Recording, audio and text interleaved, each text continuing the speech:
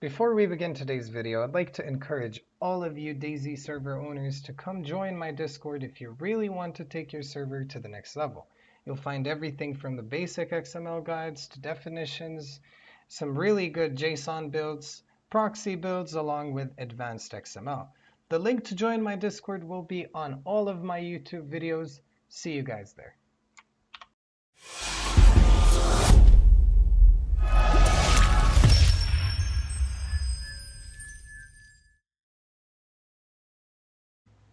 Hello YouTube and welcome back to another video on my channel. In today's video, I'm going to be showing you guys how to add some hidden items to your console Dayz server. By hidden items, I mean things that are not part of the official game of Dayz, but they still exist in the files, so the community servers can still benefit from them.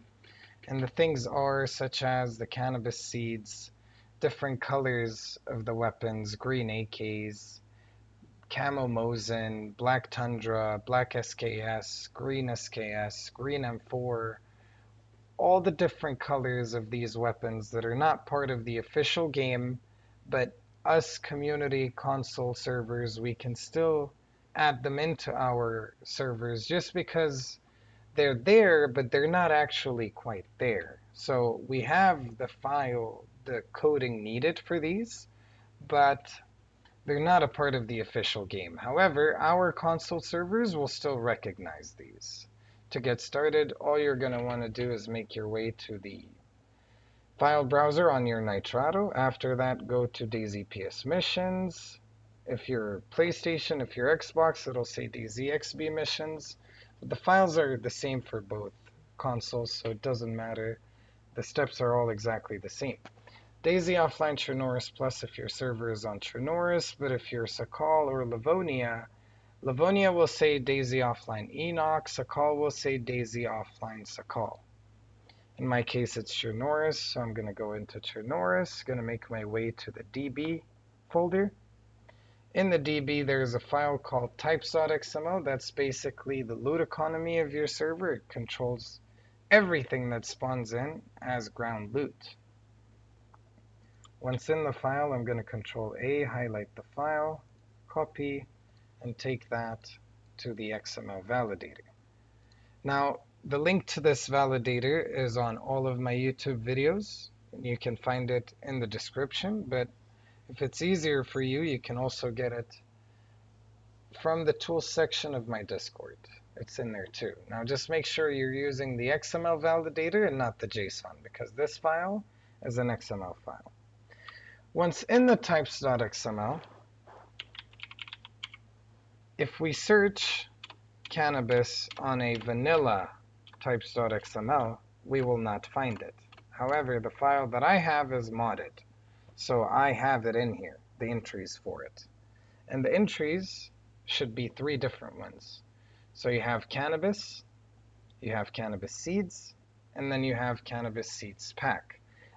A big misconception with most of the community server owners is, especially those that have access to a Dayz editor on their PCs, they just go ahead, search cannabis, and add the packs to their bases or traders and spawn it in that way and think it'll function just fine.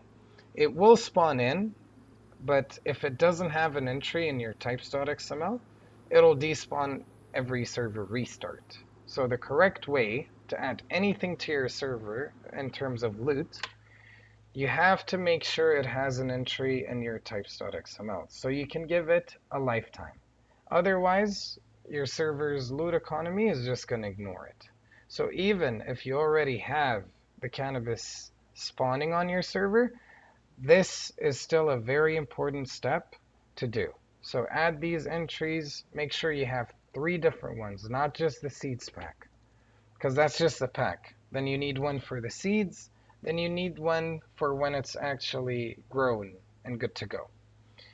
A lot of things, so if you just make your way to my Discord, obviously the link to join my Discord is also in the description of the video.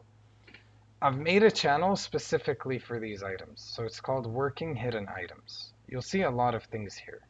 you'll see a lot of things that are not a part of the official game, like orange, kiwi, banana. So for example, I want to add in the banana to my server. Just go ahead and copy the entry for it and drop it in. Once dropped in, then you can adjust the values on, how you want it spawning in, how many you want spawning in, which usages, which values, which tags, which category. To better understand what each line does in types.xml, definitely check the definitions channel on my Discord, so you get a proper understanding of how this works. But if you're more of a video guide person, then check the edit loot guide on my Discord. I have a video for that too. Another really cool thing to add in is this camo net shelter. This is personally one of my favorites. The only issue is when you pick it up, it looks really weird in your hand when you're running around. But once dropped, it looks really neat. But something obviously you want to keep in mind for this, if you add this to your server, is make its lifetime relevant to a base item. So it doesn't despawn, and people can actually use it as a stash or whatever. Also, you have the leather clothing. Those are really cool. They were supposed to be craftable, but they never quite got to doing that. I have no idea why, but we can still spawn them in. All of the leather clothing. They're quite cool. I like them. It's something different. Also, most of the weapons, in terms of the camo weapons, the green weapons, you can find them in your types.xml. So for instance, the M4, this is the regular M4, and then you have black, which is exactly the same. So it's just gives you just an option, for instance, to do something else with it, And then you also have the M4 green.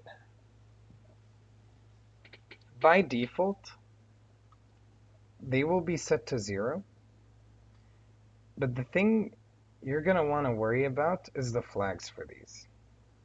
Because the flags are always set to crafted 1, which means it won't spawn in. That's why it's very important to check the types definition on my Discord when you're adding these to your server. And another thing to keep in mind is if you add it into your server, it'll be a bare M4 without buttstock, handguard, or a mag. So you want to make sure you give it also a spawnable types entry. The Mosin should also be here. Actually, yes, there it is. So you got the Mosin camo, green, black. All you're going to want to do is pretty much just enable these. And that's it. Thank you guys so much for all the love and support you guys are showing me. I really appreciate it. Please like and subscribe for more Dayz related content.